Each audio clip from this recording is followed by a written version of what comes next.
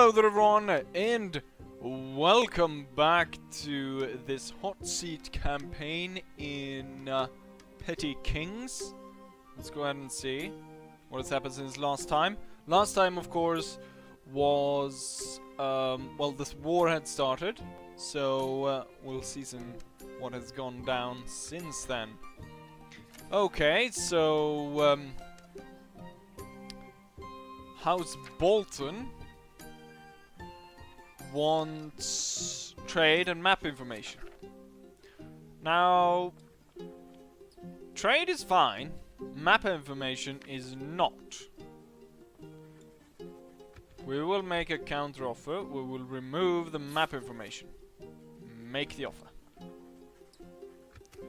Now, the reason why I don't want to trade maps is I have no interest in going there, and I also know that giving the map to him just after he, you know, sneakily invaded the Vale and almost destroyed them. I don't think they have more than 3 or 4 territories left.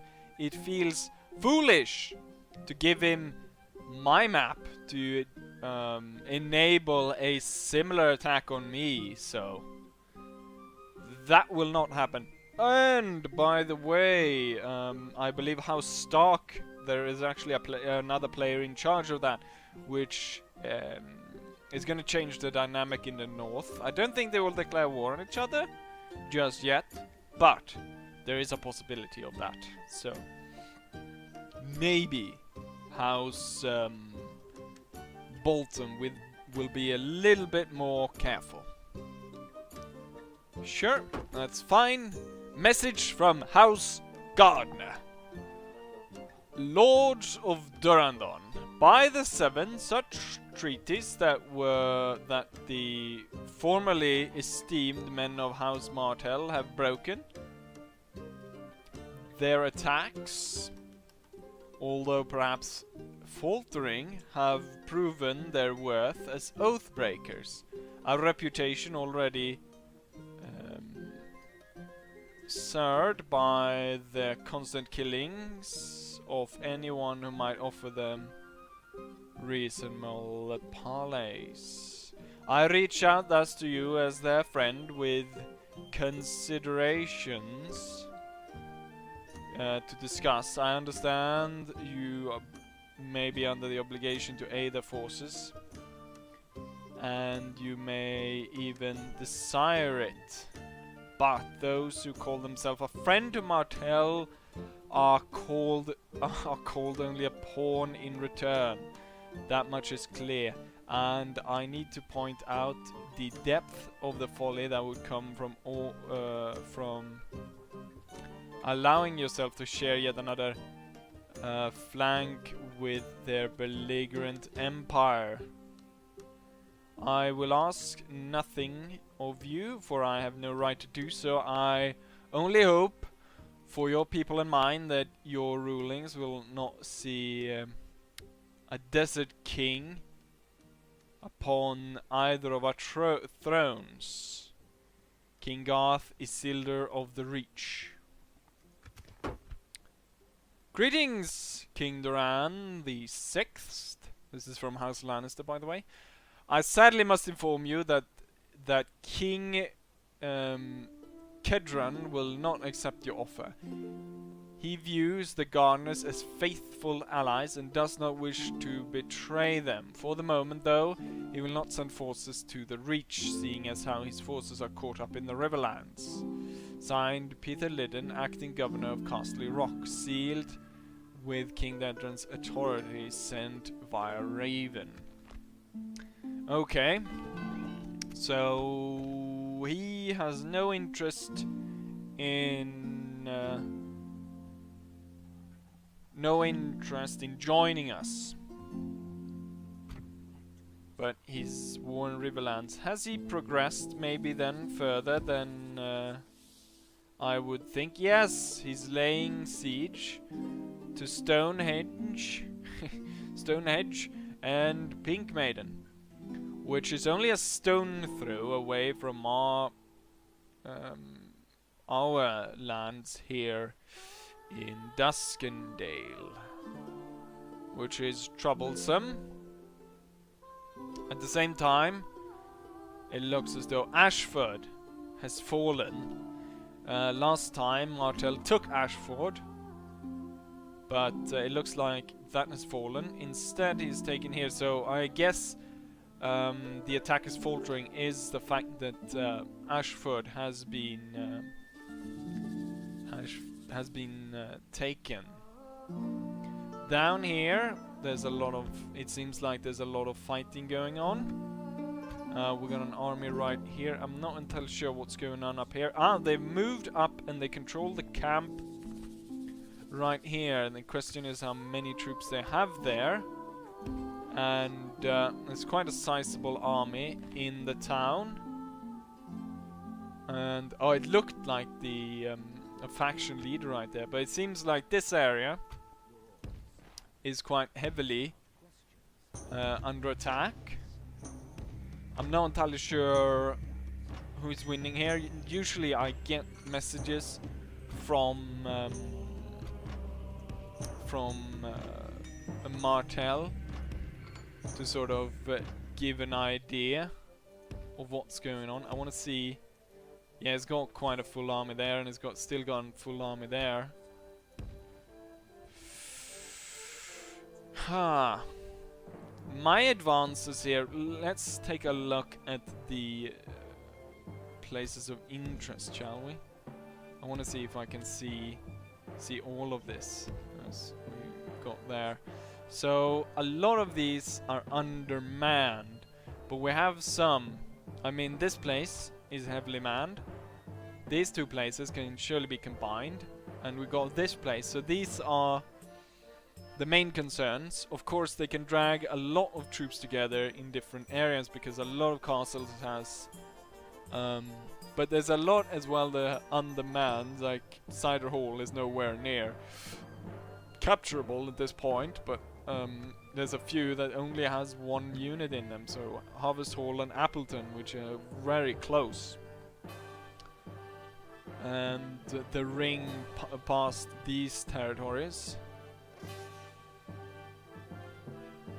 The question is if I should go for a defense in this area. Maybe strike out, but the thing is that the Lannisters are on the way here. Now they only have, as I can see, one full stack moving in this direction. Maybe they've got more. We gotta keep an eye on what's going on here. But looks like it's only one stack, which I probably could defeat if it turned its way. It's not like an overhanging threat. So we're not sure what's going on there.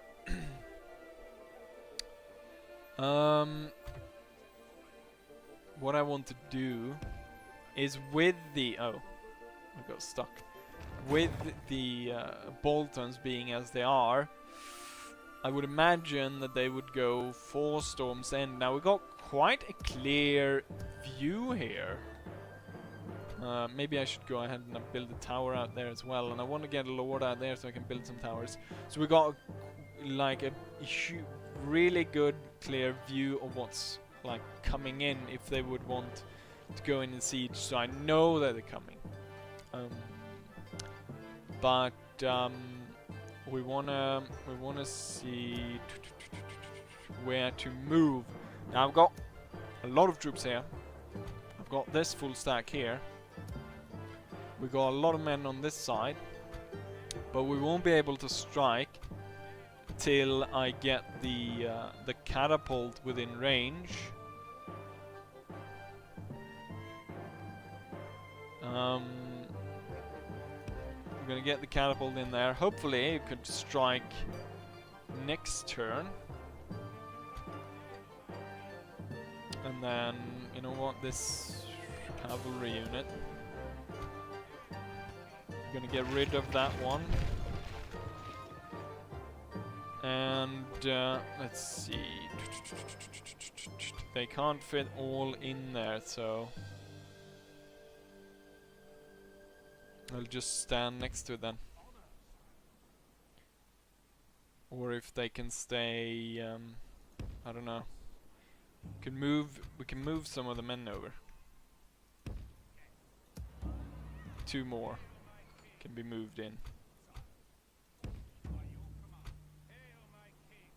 And then this force will be stationed there. This guy is the Lord of Stokeworth. So he's not needed there. He could go there. This guy I don't think is a lord anywhere. So he could go and claim that because he's not getting any further anyways. The king would take quite a while to walk over there. Is a risk, of course. Well, we might as well send him on this route. Hire people, the fleet is on its way.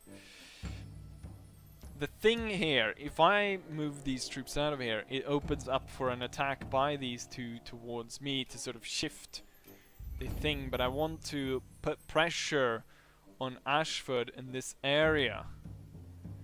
Because if I can cut it off there, then these troops cannot come in to aid here. And he's making quite the push there. We're gonna make sure as well that we don't advance too far. We want to keep the catapult safe. Let me keep the catapult safe. But we're gonna march our forces this way, but not close enough for him to strike us. So we're gonna move something like that. And then we're going to move... Oh, let's see, who we're gonna move. What I can do is these are longbowmen. Yes, they're longbowmen. These are not longbowmen. So why don't we take these 3, move them in, take the longbows and the catapults, and move them over. Then we're gonna take 2 of these and move them over, and then we're gonna take not at all actually. What I would want is the men-at-arms, because they are quite good. Have I already moved over the men-at-arms? Yes, the only unit men-at-arms we had. Oh. Right, but what I can do is I can move over this unit. This one is definitely needed. Here, the mercenaries are quite good. And then... bows are not terribly good, so more pikes. Okay, I've already moved that one. So that was... Greenwood... You know what? You know what, you keep going towards there. And then these guys, I mean, they are within range, so it's just about making sure these troops can march that far. Why don't we have put you there? And you will follow.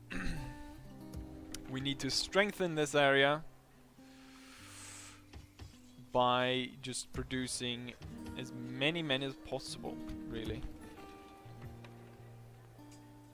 against our enemies. Now they probably have quite a lot of troops on their way being recruited everywhere, because he has a lot of money. One of the advantages he's have is he's a huge kingdom, much larger than any of us, and he's got a lot, just a lot, a ton of money, I imagine.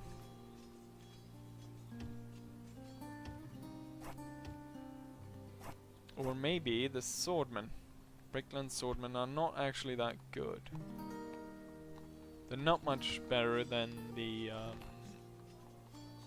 Stormland sergeants. But there we have all the troops.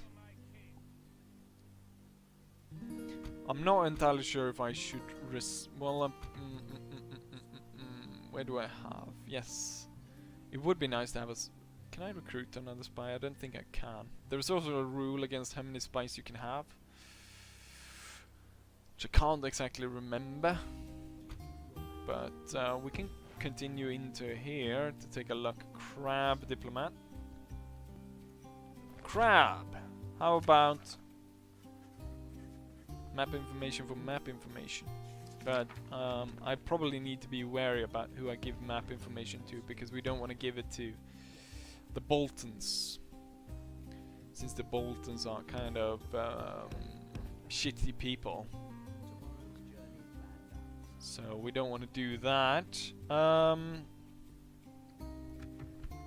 then we're gonna send a message to House Bolton. I hope you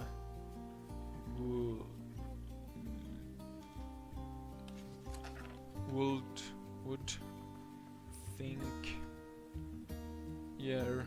of me, then ask me for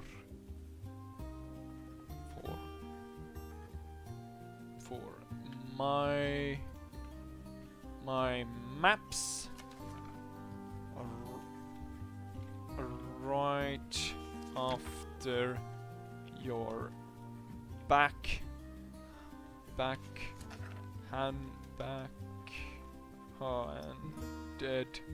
attack on the whale. I hoped you would think higher of me than to ask for my map right after you your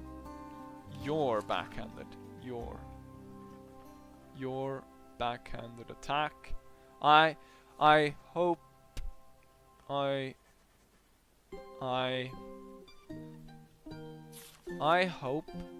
you would I had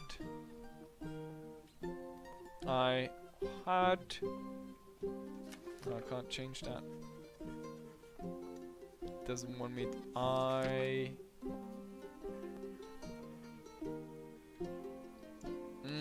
I hope you would think higher of me than ask me for my map. See if you can get maps. Nope. Right after your backhanded attack on the Vale. I will keep a close eye on you. I will keep a close eye on you. King that storm King ran the 6th. Send.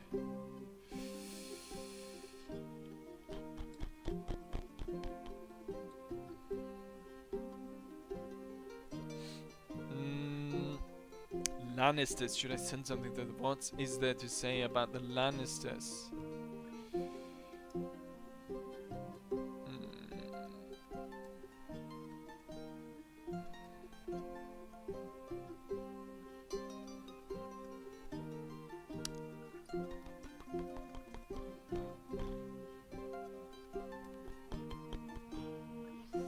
No, there's nothing to say really, is there?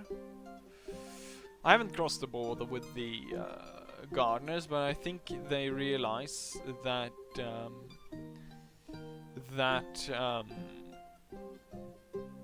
I am not really friendly with some of my army movements I did this turn. You can see I'm filling up this place. What's going on here? So they're probably onto it. The question is if they would be bold enough to try to strike me first. I don't think they can. The heavily wooded area here sort of disallows a good attack there. They could move their army from Ashford to Appleton, but that wouldn't do anything. They would only destroy it. What they could do is they could probably bring both this army and the one they have here, I imagine, to destroy this, which would, you know, make quite the difficult situation for Martel, since they lost a full stack here.